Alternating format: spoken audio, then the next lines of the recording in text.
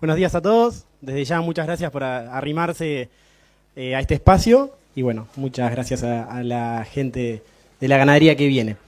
La intención de hoy en esta charla es hablar un poquito de las distintas alternativas que tenemos dentro de los recursos forrajeros, cómo sacarle un poco más el jugo para potenciar lo que es la producción forrajera y de esa manera poder maximizar una producción secundaria como es la producción de carne. Más que nada en un contexto como el que estamos viviendo, tan bueno para la ganadería.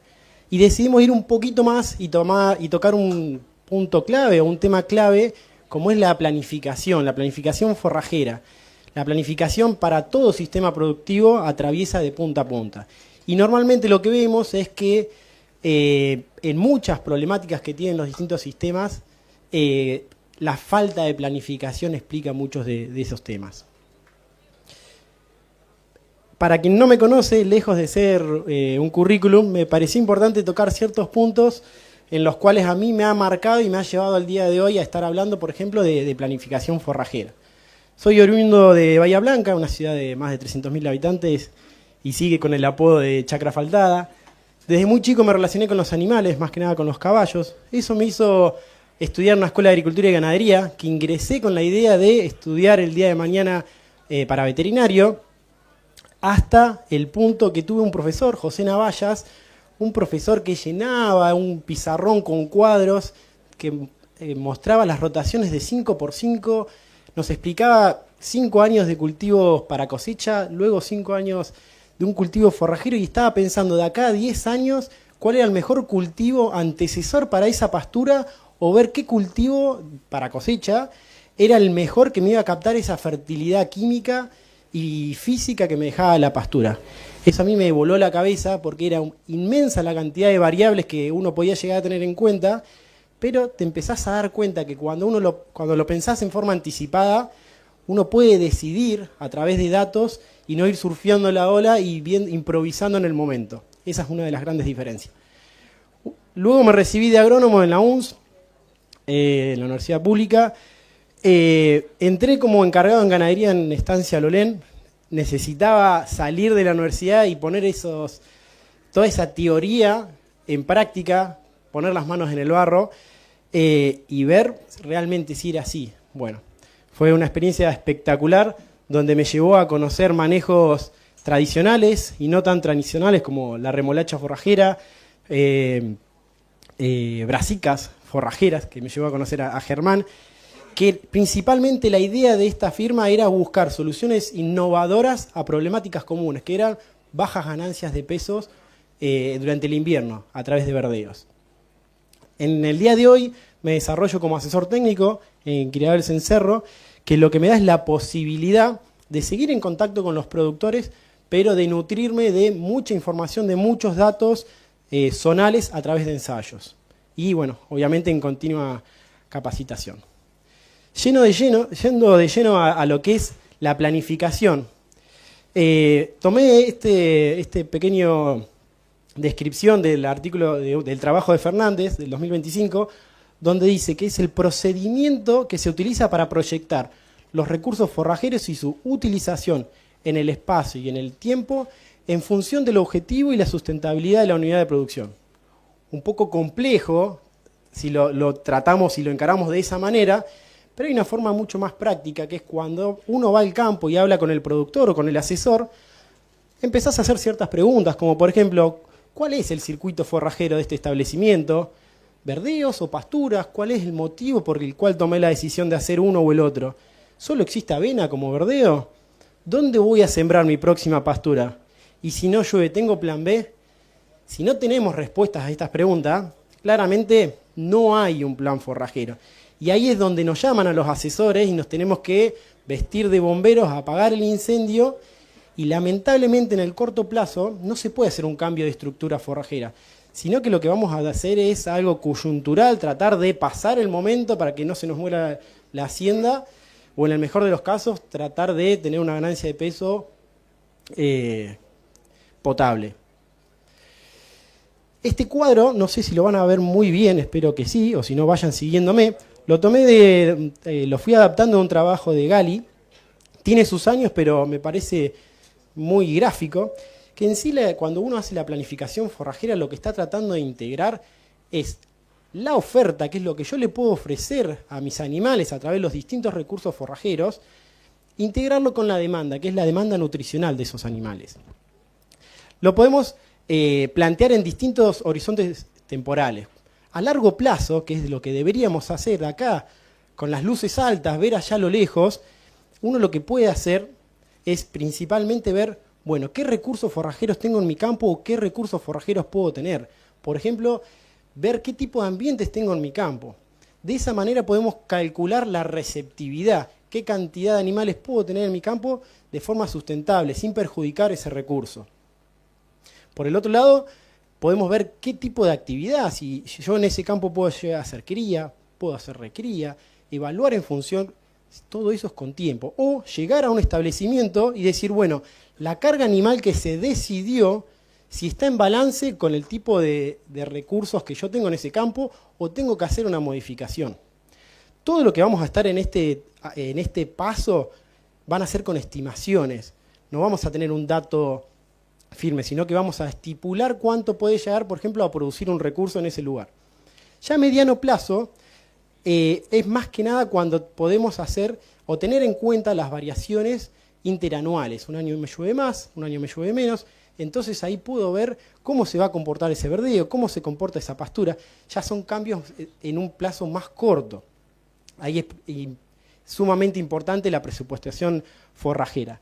Y en el corto plazo, eso es el día a día, las tareas que le vamos a dar al que maneja el pastoreo. Cómo comer ese verdeo o esa pastura, qué tamaño de parcela, qué remanente. Son las del día a día, lo estamos viendo. Acá es a través de datos.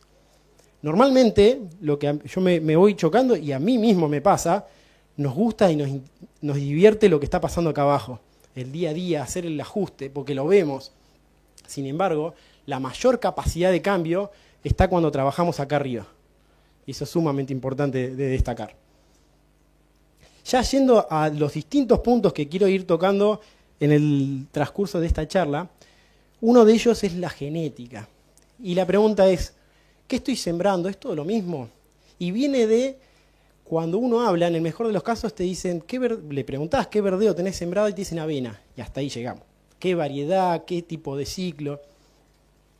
Y la genética muchas veces se deja para el final, no caprichosamente lo puse como el primer punto, sino porque tiene la capacidad que a través de una decisión tener un gran salto a nivel productivo. Cuando vemos, por ejemplo, en la elección de una nueva variedad, lo que se suele ver es, bueno, que mi variedad produzca más que la que yo tenía antes.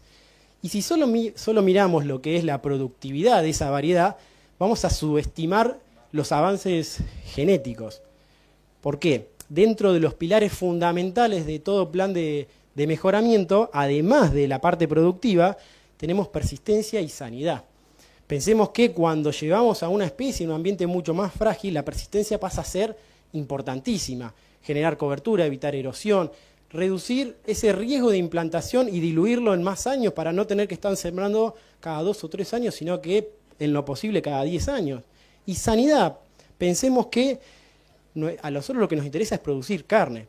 Si nosotros, por ejemplo, tenemos una festuca o 2 variedades de festuca que producen lo mismo, pero una es sana y la otra se enferma de roya, la calidad va a bajar enormemente y la conversión a carne va a ser mucho mejor en la sana.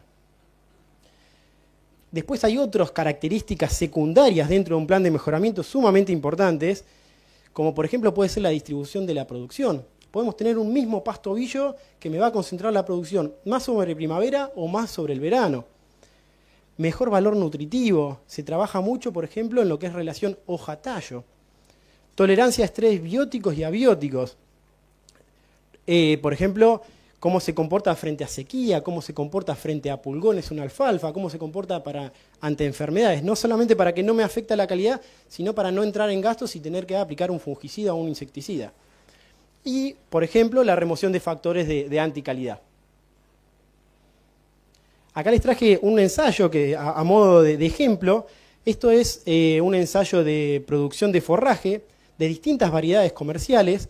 Lo interesante acá, si logran ver el cuadrito acá, no sé si llegan a ver los números, hice la comparación de una variedad que surgió en el mercado, Facón 2, en el 2023, respecto a una variedad de Facón del 2004, unos 19 años, y en este ensayo que duró 3 años, una diferencia acumulada de 4.758 kilos, 5.000 kilos. Si lo dividimos por 3, hubo una diferencia de poco más de 1.500 kilos por año por solamente haber elegido una variedad u otra. Entonces, fíjense la importancia de tomar la decisión a la hora de elegir una variedad. Si eso lo pasamos a carne, hay que ver qué valor tomamos, pero estamos alrededor de 80 kilos de carne. Y ni que hablar, hay una comparación un poco más chica, si miran acá abajo, lo que es una variedad como Facón, que es vieja, ya tiene sus años, pero adaptada a nuestras condiciones respecto a una variedad como Zamba, que en su momento ingresó enormemente a la Argentina, pero que no mostró la adaptabilidad de la nueva genética. Lo mismo en Festuca, esto un ensayo también del 2022, distintas variedades comerciales, 3 años, fíjense acá es más importante la diferencia. Como una variedad del 2025 como Guapa respecto a Reina 2003, 2003, tenemos una diferencia de 5.800 kilos en esos 3 años, por año 1.957 kilos. Elección de especies, otro punto importante. Cuando estamos pensando más que nada en pasturas perennes, la alternativa que lo primero surge es que haga una pastura pura, como es una pastura monofítica de una sola especie. ¿Qué es lo que me va a aportar?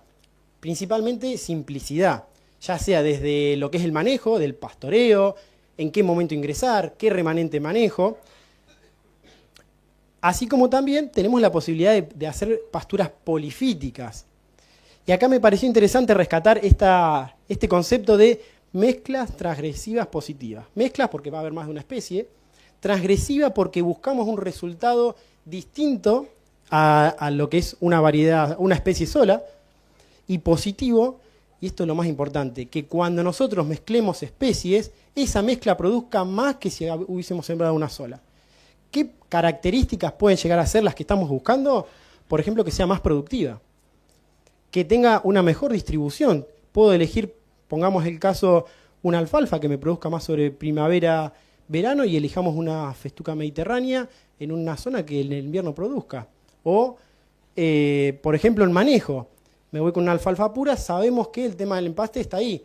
Agregándole una gramínea, voy a diluir ese riesgo. Así como también con esas raíces en cabellera voy a tener mejor piso y, bueno, después de una lluvia no se me hace una chocolatada todo el lote. A la hora de elegir... A la hora de elegir las especies que van a conformar, ya sea una pastura monofítica o polifítica, hay ciertas cosas que tenemos que tener en cuenta. La primera, y tenemos que arrancar por ahí, es en qué ambiente estamos. Principalmente por las condiciones edafoclimáticas. Eso nos puede marcar enormemente la diferencia entre tener éxito o fracasar. Ponemos una alfalfa en un lugar con anegamiento, no nos va a ir muy bien. Tiene que responder al sistema productivo y a los deseos del productor. Y vamos a ahondar un poquito más en eso. Este gráfico lo deben conocer, lo deben haber visto hasta en más de una charla en esta jornada, en el cual plantea Castaño cómo se adaptan las especies en distintos ambientes, teniendo en cuenta que la loma como el mejor lugar donde no hay limitantes y avanzando hacia la derecha en forma progresiva cada vez más limitantes, ya sea por profundidad del suelo, cantidad de agua, salinidad.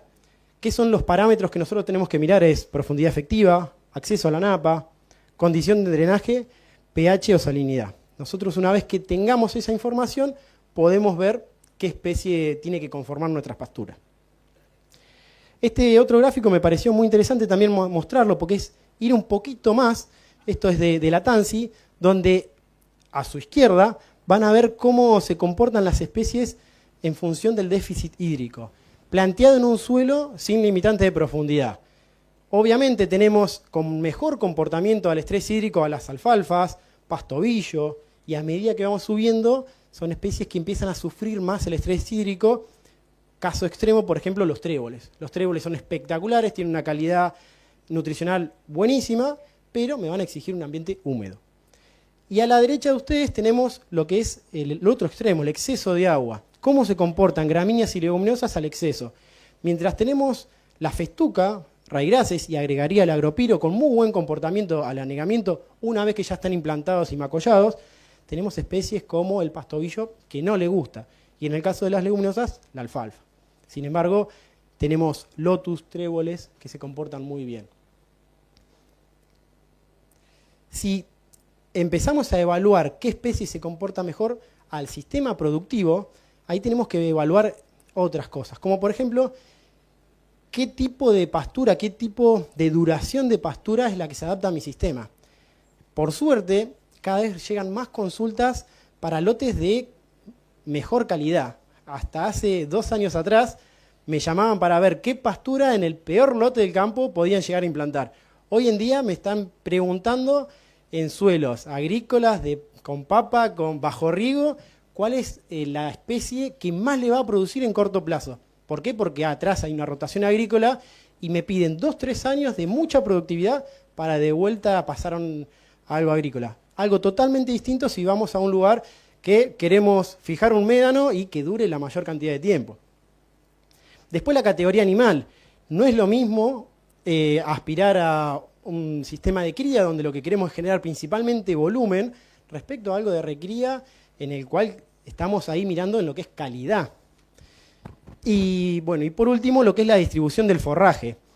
Un poco sacar lo que es la recetita de lo que se hizo siempre en mi familia, lo que hace el vecino, sino que conocer cómo se distribuye la producción de las distintas especies para determinar que la producción, el pico de producción, se adapte al momento que yo tengo mayor demanda.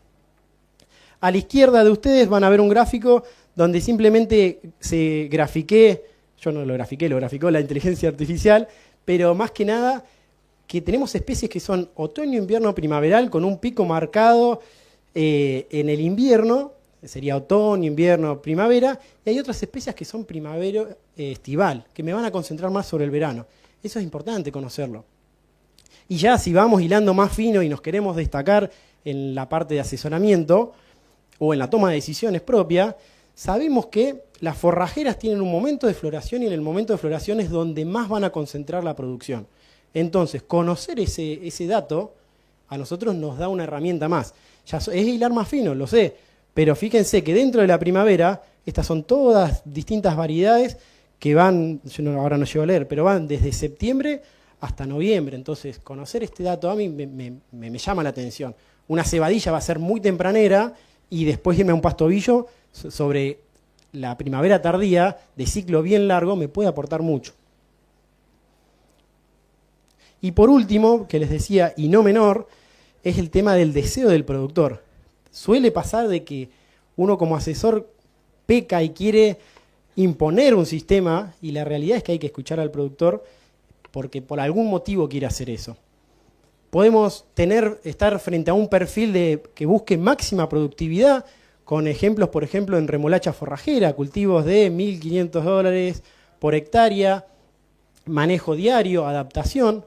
Podemos tener un perfil moderado, donde busque ser eficiente, asumiendo riesgos justamente moderados, como puede ser pasturas consociadas, alfalfa como base y alguna gramínea acompañante, verdeos de invierno, o un productor que intente ser productivo, no es que tenga el campo abandonado y solamente mire el agua, sino que quiera dormir tranquilo, y existen distintas alternativas, como por ejemplo una especie que bueno, está en boga, como es el sainfoin, en el cual por sus taninos no genera empaste.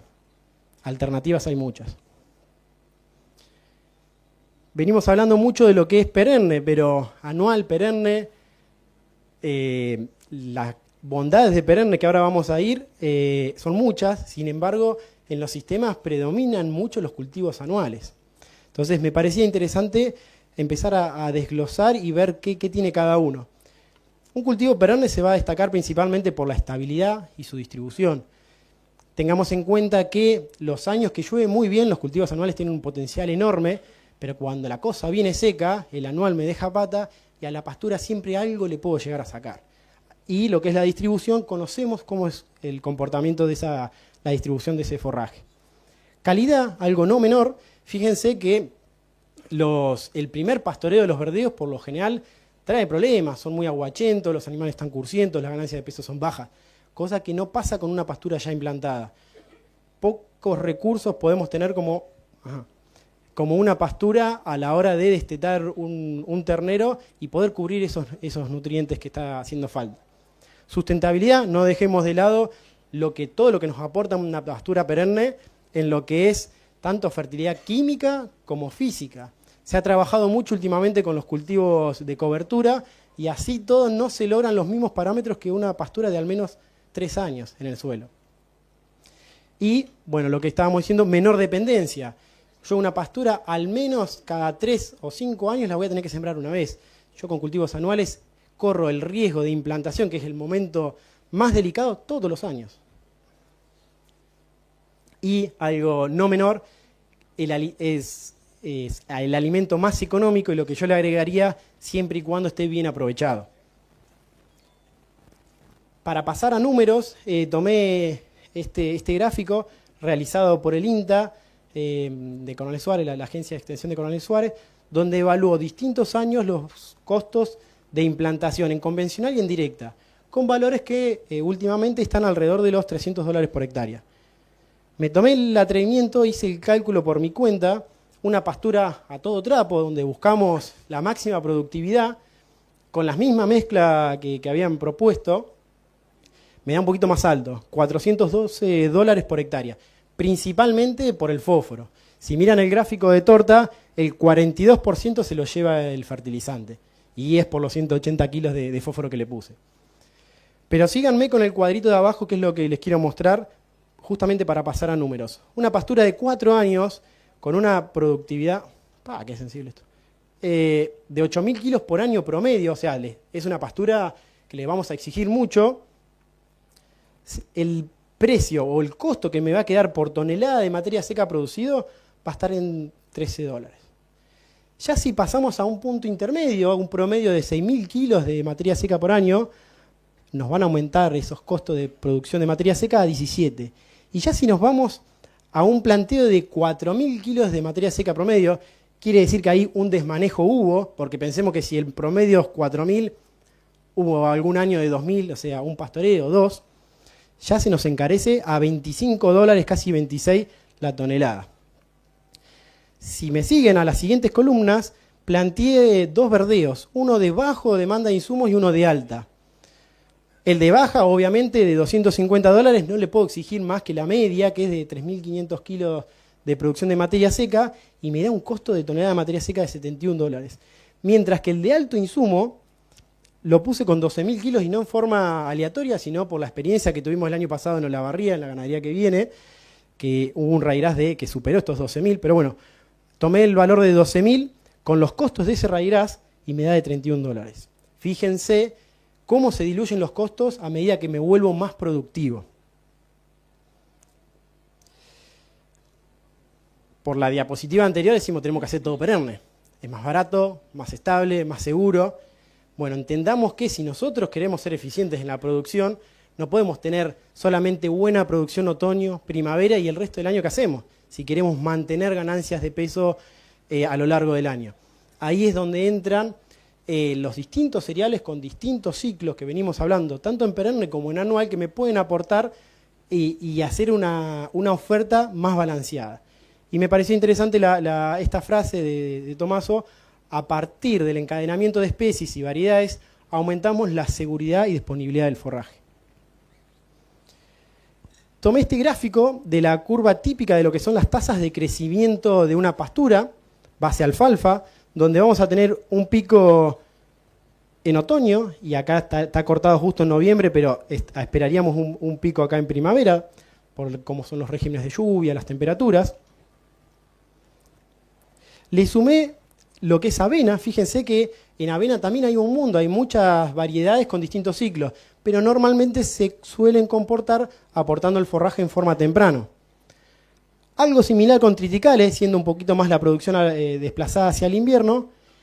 Y fíjense el rairás, mucho más interesante en lo que es el aporte allá adelante, invierno-primavera. Este es otro ensayo, esto es realizado en el Sendero, en el campo experimental de Crial Cencerro, donde se evalúa en conjunto con el INTA 4 especies como es Rhairás tetraploide, Rhairás diploide, triticale y avena en conjunto en mezcla con Vicia sativa y Vicia villosa. Si me siguen, fíjense, concentrémonos en lo que es Rhairás tetraploide. La primera columna de la izquierda de cada una de las mezclas es el acumulado total. Y las 3 columnas que le siguen es la distribución de otoño, invierno, primavera. Lo primero que salta a la luz es que los Rhairases tienen los mayores acumulados. Responde un poco a que esta especie tiene muy altos potenciales de producción. Lo segundo es que vemos que los Rhairases concentraron un 10% de la producción en otoño, 40% en invierno y 50% en primavera. Mientras que el triticale concentró el 60% en invierno, poco aporte en el otoño. Y la avena fue un poco más estable, esta es una avena Florencia, 20% en otoño, 45% en invierno y 35% en primavera. Esta es otra forma de graficarles por si no se me los perdía en el camino, pero fíjense cómo las distintas especies me van a distribuir a lo largo del año en las distintas estaciones de forma distinta. ¿Qué quiero decir con esto? Es que no hay uno mejor que otro, sino que cada uno tiene su característica y tengo que utilizarlo como herramienta que se adapte a mi sistema. Decidí encarar un poco por el lado del Rhairás porque, siendo la avena uno de los cultivos que más se siembra, veo en el Rhairás un enorme potencial en los sistemas productivos. Justamente los sistemas que lo tienen grandes ventajas. ¿Qué características tiene el Rhairás anual propias? Es una especie anual de alto potencial de producción, de muy buena calidad nutricional como muchas otras especies, de excelente balance energía-proteína. Esto es interesante porque normalmente los cultivos anuales tienen mucha proteína pero bajos carbohidratos. Ese balance hace que el animal esté más cursiento y las ganancias de peso raramente superen los 500-600 gramos. Con esto hay distintas evaluaciones con mejores ganancias de peso y tiene una muy gran respuesta a la fertilización, en el cual vamos a desarrollar un poquito más adelante. ¿Qué tenemos que tener en cuenta? Que el Rhairás me va a demandar lotes de buena calidad. El sistema radicular de esta especie explora en menor profundidad que otras, por ende va a necesitar suelos más fértiles, mayor humedad, y que la producción me la va a desplazar allá. O sea, jamás me pasaría a un sistema 100% verdeos anuales a Rhairás, salvo que tenga otro as bajo la manga. Lo que es, para graficar un poco lo que es potencial de producción de Rhairás anual, traje el compilado de los últimos 8 ensayos en Suárez, donde esto es en secano, sin deficiencia nutricional. Fíjense, lo que más interesante es esto. Tenemos la media de estos 8 años, desde 9.700 kilos de materia seca en un Rhairás en todo el año. Mucho más de lo que se estipula o se presupuesta. O sea, el potencial que tenemos para navegar con esta especie es enorme. Acá lo que traje es un poco lo que fue el resultado del Rhairás del año pasado, que hicimos la presentación a campo en el invierno, eso fue mayo, junio, para esta misma fecha, donde ya teníamos 5.000 kilos de materia seca acumulados bajo corte. Esto, acá está Pablo, aunque no lo crean es él, haciendo las mediciones. Y lo que se siguió haciendo, hice un cálculo de lo que fue la producción a través de satélite, y lo que nos da es que la producción acumulada estuvo alrededor de los 13.000 kilos. Obviamente, este fue un verdeo donde no se le hizo falta nutrientes ni densidad, se sembró en forma temprana. Y fíjense cómo responde con tasas de crecimiento muy interesantes, de casi 50 kilos por día en el otoño, en el invierno de 33 kilos y en primavera de 66. Posiblemente en primavera, para seguir potenciando este cultivo, podríamos haber vuelto a fertilizar, pero bueno, ya había pasado el evento y ya habíamos logrado lo esperado. Fíjense, acá lo que les quiero marcar con la flecha es como en este momento donde pega el pico, las tasas de crecimiento, bueno, acá se corrió la flecha, pero la idea es que apunte acá, que es donde la pastura todavía no arranca, y en los sistemas, ¿qué pasa? Los verdeos se entregan, ya no me producen más, por lo general las avenas, las cebadas, y todavía la pastura no está. ¿Por qué? Porque falta temperatura. Ahí es donde el raigras se convierte en el héroe de la película. Tema nutricional, esto está más que nada dirigido hacia lo que es el raigras, pero la realidad es que las gramíneas se comportan en general muy parecido. Tienen una demanda de alrededor de 30 kilos por tonelada. Quédense con ese valor. En lo que es... Sí. Bien. Vamos a meterle pata entonces. Entonces, lo que es fósforo, las gramíneas se van a sentir cómodas alrededor de 10 a 15 partes por millón de fósforo. Y los planteos que se manejan hoy en día, más que nada planteos CREA, en verdad, en general, las avenas están alrededor de 100 kilos menos lo que tenga el suelo, y ahí se toma la decisión de fertilizar, y raigras sabiendo que responde un poquito más de 120 menos X, o sea, 120 kilos menos lo que tenga el suelo. Pero si hacemos la cuentita de almacenero, si nosotros hacemos 120 dividido 30, vamos a estar en un potencial de 4 toneladas, 4.000 kilos, 5.000, que es lo que se presupuesta normalmente para los raigrases. Y estamos muy lejos de los 9.000 que estábamos hablando hoy. Entonces, fíjense cómo nosotros le ponemos el techo a la producción muchas veces a través de nutrientes. Este es un trabajo del año pasado del ICI en Tres Arroyos, donde me pareció interesante la capacidad de respuesta de esta especie, porque fíjense, de 0 a 480 kilos de urea por hectárea hubo respuestas significativas. O sea, no es que hubo una tendencia, sino que aún con el tratamiento de más fertilidad hubo una respuesta significativa en la producción. ¿Qué buscamos con la fertilización nitrogenada? Principalmente, arrancó nomás. Aumentar la producción de forraje, aumentar la proteína bruta, muchas veces no es necesario, pero ocurre.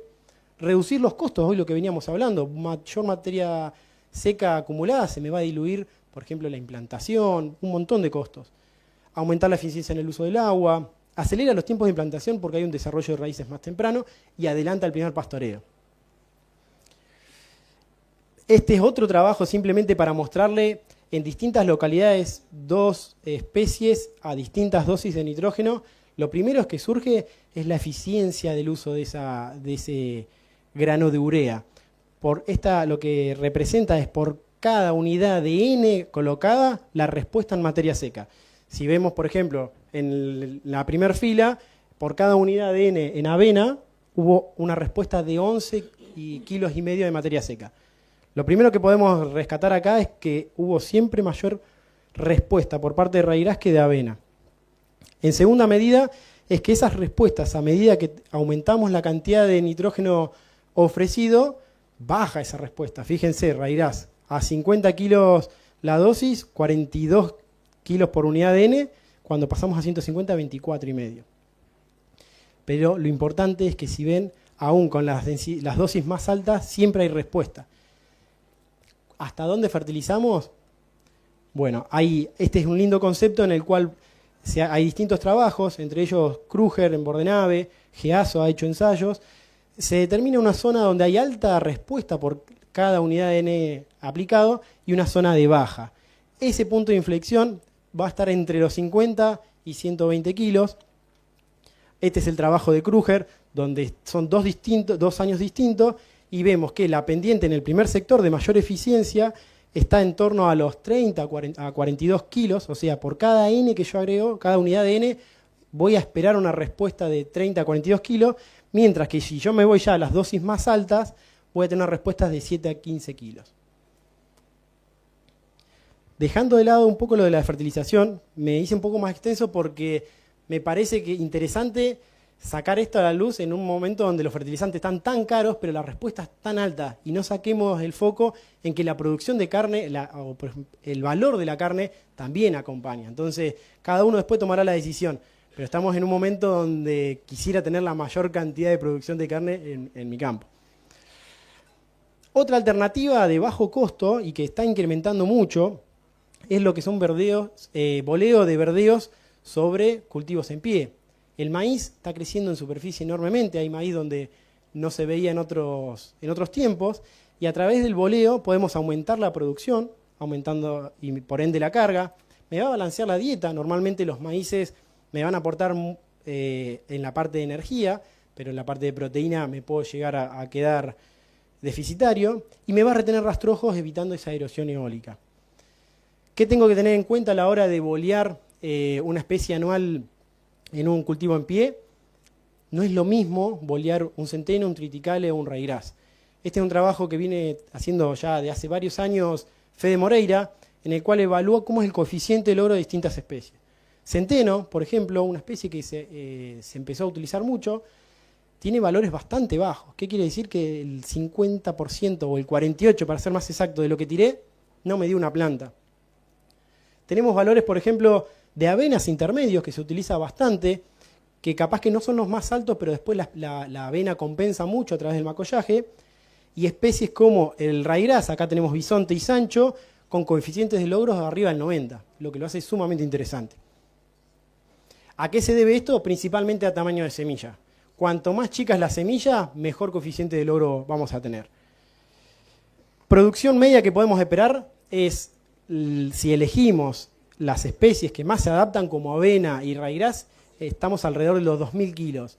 Años muy buenos, como fue el año pasado, teníamos un promedio de 4.000 kilos. Otra práctica es el tema de, hoy Germán comentó algo, el tema de las vicias. ¿Qué me puede aportar sumar vicia a una avena o a un triticale o a un raigrás? El aumento de la producción global de materia seca, aportar nitrógeno, tanto para ese cultivo como para la rotación y lo que sigue después. Disminuye el riesgo de hipomagnesemia y mejora la calidad y aumenta la ganancia de peso. Este es un trabajo del INTA de Naredo, donde principalmente se abocó en distintas fechas de siembra y evaluó la proteína. Si no lo llegan a ver, la avena tiene obviamente menor proteína que la vicia, pero la avena más vicia tiene un valor intermedio. Y otra de las características importantes de este ensayo es que evaluó el comportamiento animal y vio que en avena sola las ganancias eran de 500 gramos, algo común de ver en los sistemas. En vicia ya estaban en 700, con el riesgo que tenemos obviamente de una posible intoxicación, y ya cuando nos vamos a la consociación, donde disminuimos riesgos principalmente por diluir el efecto de esa vicia, tenemos diferencias significativas con la avena sola, unas ganancias de 700 gramos. Ya sobre el fin de la planificación forrajera entra lo que es el manejo del pastoreo, que por más que hoy hablamos que es en el día a día, lo importante es pensarlo con tiempo. Yo tengo que capacitar a un pastor, tengo que diseñar las aguadas, callejones, y eso me va a llevar tiempo. Entonces, ¿qué puntos podemos tener en cuenta? Y no me voy a extender mucho porque podríamos hacer una charla completa de esto. Conceptos para determinar el primer pastoreo, anclaje, acumulación de reservas si estamos hablando de leguminosas, sombreamiento. Muchas veces lo ideal para una alfalfa es que tenga la floración, que florezca para un primer pastoreo. Sin embargo, si vemos que la gramínea nos pasa por arriba, cambia el criterio y decimos no, porque voy a perder la alfalfa si sigo esperando. Luego tenemos los ingresos dentro de una pastura ya implantada, donde podemos ingresar en forma muy temprano, muy relacionado a los sistemas donde hay un sobrepastoreo continuo, que me va a afectar la producción, la perennidad y demás. Ingresos óptimos, ingresos tardíos, manejar remanentes, algo clave, elaboración de reservas, siempre tenerlo en cuenta, y control de floración, más que nada en especies como de gramíneas como la festuca, para que no me disminuya mucho la calidad. Distintos conceptos que lo podemos seguir charlando. Estas fotos las agregué para que impacte un poquito más. Normalmente vemos esta pastura, esta es toda la misma pastura. Vemos, tiene un buen lejos, creemos que está bien comida, sin embargo cuando ponemos lupa vemos plantas muertas, y esto es lo que no tenemos que lograr. Nos tenemos que amigar con empezar a ver más este tipo de manejo. Darnos cuenta que de esta manera vamos a volver más rápido, vamos a potenciar la producción y no estamos desperdiciando producción. Y por último, este es el último ensayo que les muestro, en el cual el año pasado un ensayo dentro del criadero donde no hubo falta de nutrientes. El mismo sonido que el mío, me hiciste asustar. En el cual, si se fijan, la producción acumulada fue de 6.000 kilos en un raigrás. Este fue el promedio de todos los raigráses de este ensayo. Fíjense, un mismo año, donde a campo logramos 13.000 kilos, en el campo experimental, donde normalmente exploramos potenciales elevados, se produjo la mitad. Y empezás a analizar qué pasó. Bueno, por un lado, la fecha de siembra fue más tardía por distintas condiciones, pero eso podría explicar unos 2.000 kilos menos. Sin embargo, cuando vemos la cantidad de cortes, hubo 13 cortes. Y vemos los días, hubo cortes que se hicieron hasta cada 8, cada 7 días. La frecuencia de pastoreo me puede afectar enormemente el potencial de producción y la respuesta a esa fertilidad. Entonces tengamos en cuenta que el manejo me puede afectar todo lo que vengo haciendo antes. Ya como cierre, ¿qué estuvimos hablando y dónde quise hacer hincapié? Peso de la genética, no dejarlo para el final. Muchas veces con una decisión el cambio puede ser enorme. Recursos forrajeros, ¿qué ventajas tienen anuales perennes? Esto no es un Boca River, sino que cada uno tiene sus características y cada uno es una herramienta dentro de nuestra caja que nos va a solucionar un problema. Reconocer ambientes, curvas de producción que se adapten a mi demanda, estrategias de fertilización, teniendo en cuenta de vuelta el precio del fertilizante, miremos también el precio de la carne, y el manejo del pastoreo, porque si nosotros ya venimos haciendo bien todo lo anterior, en el campo vamos a tener un Fórmula 1 y vamos a necesitar pilotearla. Así que bueno, muchas gracias.